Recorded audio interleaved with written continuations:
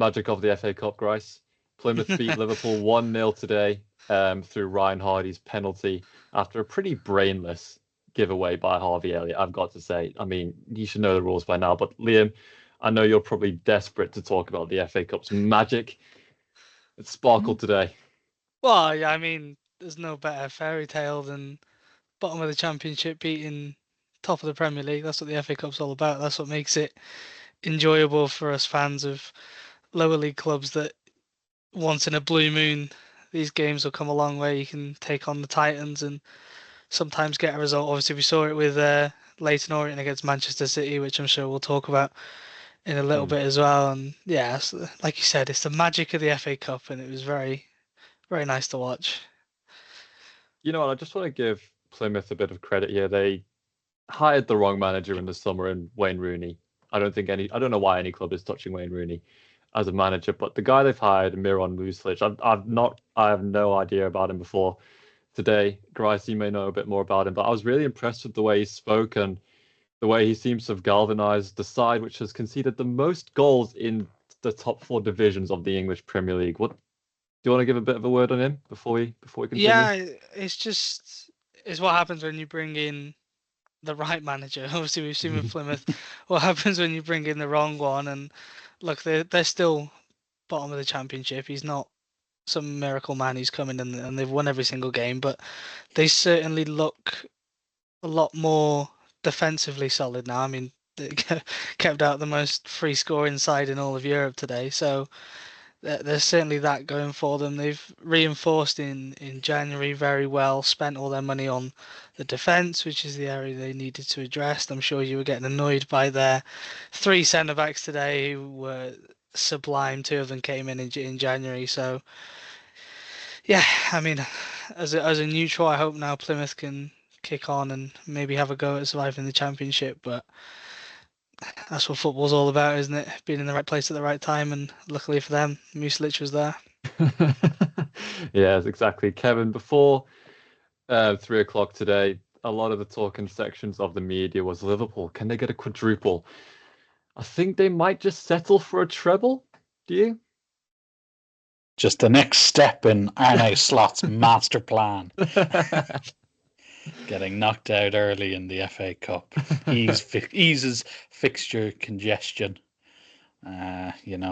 He's done it again.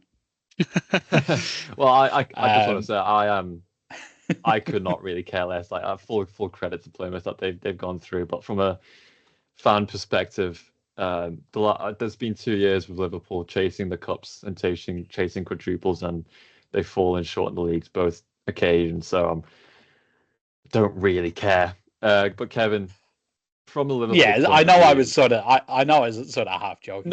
No, I know. But are you concerned about depth at all with that result? I'm not saying they obviously didn't. They obviously didn't have their strongest team out. Everyone knows that. But you mentioned, Harvey Elliott wasn't great again. Slot doesn't seem to fancy him too much. It doesn't seem to. You've Gomez and Kwanzaa, Diaz, you've Chiesa, Jota and Diaz. That's a strong front line. And bar having, I said, it's not the strongest lineup. They obviously had their first choice goalkeeper playing today. But yeah, would you be concerned at all with depth? I'm doing your job for you. No. It's what it is. We create conversation, engage. No, I think I was a bit disappointed in a couple of the players, specifically Harvey Elliott, Luis Diaz and Jota. I know you mentioned Chiesa there as well. He didn't have a good game as the rest of them. I'm going to give Chiesa a bit of time because we signed him in the summer and he's had injuries and he's kind of been here and there with it being in the team. So I'll give him a bit of leeway. The result wasn't on him. Hoping he will perform those. But yeah, Jota, Diaz, Harvey Elliott, what I will say with them is if they're looking to be here at Liverpool next season and fight for the starting positions in the team, Diaz was the starter at the start of the season over Cody Gakpo, and now he's back up because Cody's been so good. Jota has been in and out with injury, and he's not reliable that way, but he's a goal scorer, so at least he's got that going from today. But he was nowhere near the goal today. It was pretty disappointing. And Harvey Elliott, a couple of years ago, he was looked at as one of England's brightest young talents. And like you said, I'm not convinced Slot fancies him, and I do worry about his position in the team. You look at how Dominic Szoboszlai is really growing in that number 10 role in the last month or so. I think something's clicked with him there, and you can see his physicality and you can see the technical ability he has with the ball. And Harvey Elliott does not have the physicality to match what I think Arne Slot wants in that position. And then he's not quick enough to be a winger, and he's not defensively sound enough to be a midfielder. And I do worry about him a little bit, because if he's not performing when he's starting, a lot of Liverpool fans will bring up, he scored in substitute appearances, most recently against Brentford. I think he created an assist and then scored against Lille in the Champions League. And that's fine and all, but, when you get opportunities to start against PSV, Accrington and Plymouth, no disrespect to those sides, but Harvey Elliott would think that he's above all of those sides, and he doesn't look like he should play for any of them when he's played in those games, and that's a concern for me. Well, on Liverpool though, Kevin, they made it to the final of the Carabao Cup recently, beating Spurs. They're still in the Champions League. They're still chasing for the Premier League. Do you think they will care about this result? I know I have my opinions, but do you think, as a squad's perspective, they'll put this behind them on the way home today? Yeah, you'd have to imagine they'd have to. Look, I don't think it's realistic to think you can win every single trophy, and you may be slightly more concerned about it if Spurs had sort of held on during the week, but they didn't. So I think it's fine. It's not going to derail their season, I don't think. I still think they'll win the league. I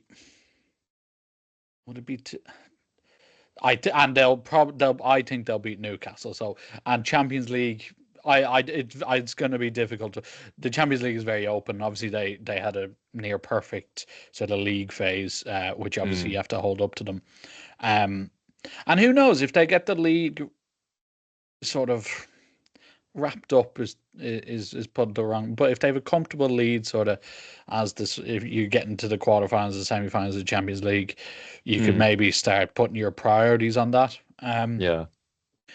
I think they'll win 2 trophies minimum this year. It's just the Champions League I have my doubt about, but yeah, I think, look, it wasn't an ideal performance today, not at all. I don't think Slot will be happy, obviously, because we've seen how much he hates losing. He still talks about that Forest result from September. No one really bothers him. But look, I think they'll be disappointed in the main, but for their overall picture of the season, I don't see it being a big deal. And look, I know I sort of asked a bit of a leading question there when it came to the depth,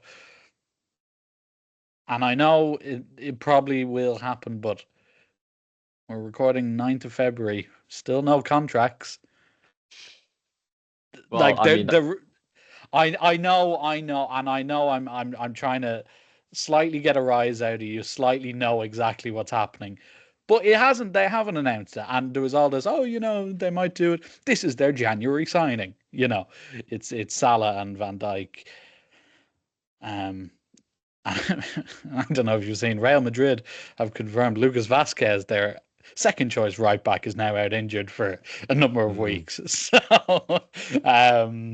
yeah, look, it won't, this result won't impact their season, but I don't think, but and if they win those 2 out of 3 trophies or whatever it is, it doesn't really matter. But it's not perfect, but it was never going to be. So I think it's okay. I just want to touch on a couple of rumours I have heard in the last few days. It's been there are rumours that Mo Salah and Van Dijk have signed. I have no idea if this is true or not. Breaking news. But apparently, one of the reasons why it's not being if this is true and it's not been announced yet, is because they don't want to put all the negativity onto Trent Alexander-Arnold, who then would be in the spotlight. And I think and the city is kind of it's not turning against him, but it's kind of a lot of people are getting frustrated with him. He's made a few strange comments, like his Ballon d'Or comment, I think, riled a few people up. So apparently that's a rumor that's going around, and I wouldn't really be surprised if that is true. But like you say, we are sitting here 9th of February, and there is no contract situation. And if Liverpool's options next season are Diaz, Jota, Nunes, goodbye to top four. Oh my God. Oh, well, Mo Salah has 44 goals and assists this season in 34 games. Like, they aren't replacing that. But Grice, we'll talk about Liverpool's closest challenger for the Premier League so far, unless their fans completely melt down along with the manager. If they don't win anything this season, what happens to Arsenal? What happens to Arteta? Because it's 6 seasons in now, 1 trophy before all the money was spent. Then money was spent badly, in my opinion, on players who didn't fit this playing style, and then he had to move them into their original position or out of position. Ben White and Kai Havertz. But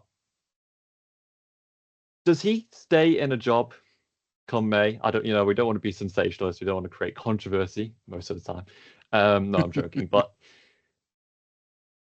do they have to look maybe elsewhere? Because can they just keep spending money? They're out of the FA Cup. We know Liverpool are out of the FA Cup. They're still in a final. They're still going for multiple trophies. Arsenal's chances of the Champions League of winning that competition, no team can ever put all their eggs in that basket. And it looks like Arsenal are going to have to. Is that a competition you think they can win?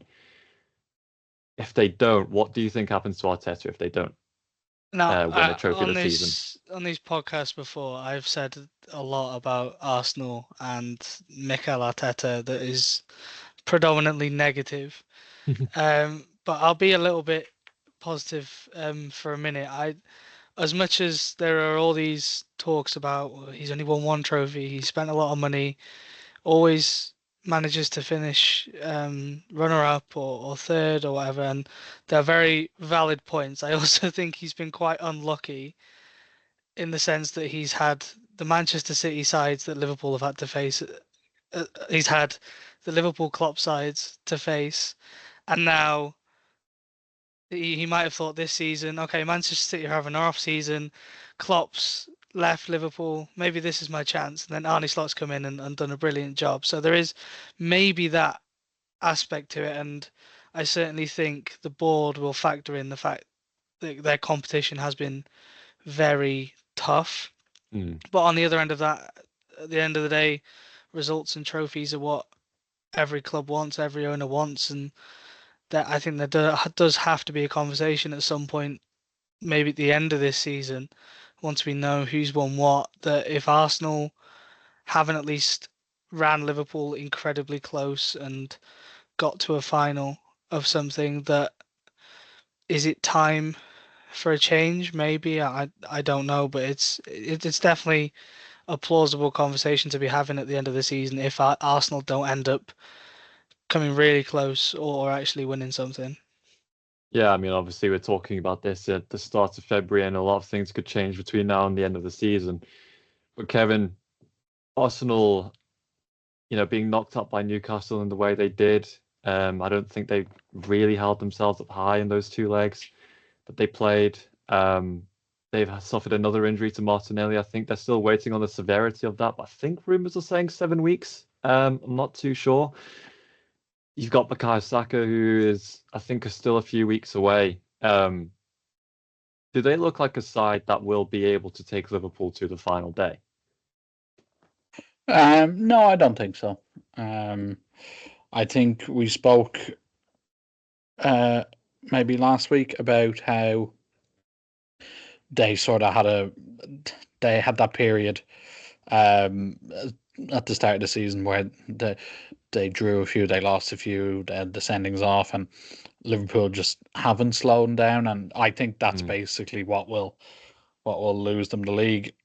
In terms of results, I mean, the problem to me is glaringly obvious, and I think it's obvious to them as well. Like they need a centre forward. They need a consistent goal scorer leading the line for them. They've already got one. They've got Isak now. Is he not an Arsenal player? I couldn't be too positive about Arsenal. Sorry. Do you know what? I'm going to be the bigger man and not even react to that. Yeah, look, they need someone like Isak. They're obviously the name that keeps coming up when you talk about Arsenal is Benjamin Šeško. I mean, I like Šeško. I think he can be a bit hot and cold as well. Like I think physically he's the exact profile that you're sort of looking for. But again, I don't know if he can be consistent enough. I'm not just saying this because of the national team I support, but if Evan Ferguson does have a good loan spell at West Ham, like a really good one where he's back to the player that everyone thought he could be, I wouldn't be surprised to get him getting linked. I still think they need someone in the middle of the park as well, which makes sense because they basically, not that Zubamendi is done, but it feels like he will be going there. With the reports a few weeks ago that it was Zubamendi. David Ornstein and I can't remember another journalist said that they're likely to sign him. Real Sociedad journalists then said that nothing's decided. And I can speak from experience on this because the exact same thing happened as a Liverpool. With Liverpool, it was reports that Liverpool are close to signing Zubamendi, and then the Real Sociedad journalist came in and was like, no, don't get excited. Nothing is decided yet. And now there's reports Real Madrid are interested. I mean, Madrid need to sign defenders, right? That's all Madrid need to do is sign defenders for every position. Stop looking at midfielders and strikers, please. Please, Florentino, look at your team. No, I look. I think Zubamendi would be a good signing for them. Like I said, I feel like while they have certain qualities in the middle of the park, they need someone who can dictate the pace of the game from deep. Yeah, look, they probably need someone on that left side as well. Martinelli and Trossard don't contribute enough, as far as I'm concerned. Sterling has done nothing since he's arrived. Again, there's a reason they went after Nico Williams in the summer, because they think this as well. I don't want to the stuff like all around their sort of attitude and referees and sendings off. I'm really sort of exhausted by that, because it just seems to be the same topic every day, and Arsenal fans get worked up, then opposition fans get worked up, and then and then Jamie Carragher says something, and then it's just, I don't want to get into that, but yeah. You asked Liam about will Arteta still have a job. Like, I think it would be very, very harsh to sack him if they don't win anything this season. The hardest. But Kevin, then is the answer just to spend £200 million? Yes. Is that on a manager that's already spent £800 million? Yes. What has Pep done this January? At least Pep still won trophies. My issue with it is that you can't. This is the way the modern game works. You have to spend money, and you have to spend it well. But they haven't spent it well. He has not spent that money well. That's the point I'm getting at. You have to spend it, but it has to be on the right players. And I think Zubamendi is a good start. If they got Nico Williams, get Zubamendi? What if they don't get Zubamendi? Can they afford Zubamendi, Sesko, and Nico Williams, because they are running low on money? You can see that the fact that they offered 40 million for Ollie Watkins, when Aston Villa then came back and said we can sell you Watkins for 60 million, and they said no. Watkins was available for 60 million, and they said no. So they don't want to spend 60 million on a 29-year-old. But did they have 150 to 200 million to go in the summer? I don't think they do. Without a sale, Who's going to pay 80 million for Martinelli? Wait till Madrid comes in for Saliba. Well, then there you go. Maybe that's what they're banking on. No, look, I think they need a centre they need a centre forward. They need a winger. They need a midfielder. But the hardest part of any sort, like if you look at where Arteta has brought them from, basically, and yes, he spent money. Maybe not well this season, but previously in previous windows they obviously have. You're shaking your head, but Odegaard, Rice, Gabriel for 105 million was not a good signing. I will say that. I admit that he's 40 million for Ben White to play centre back, then got pushed up to right back was not a good signing.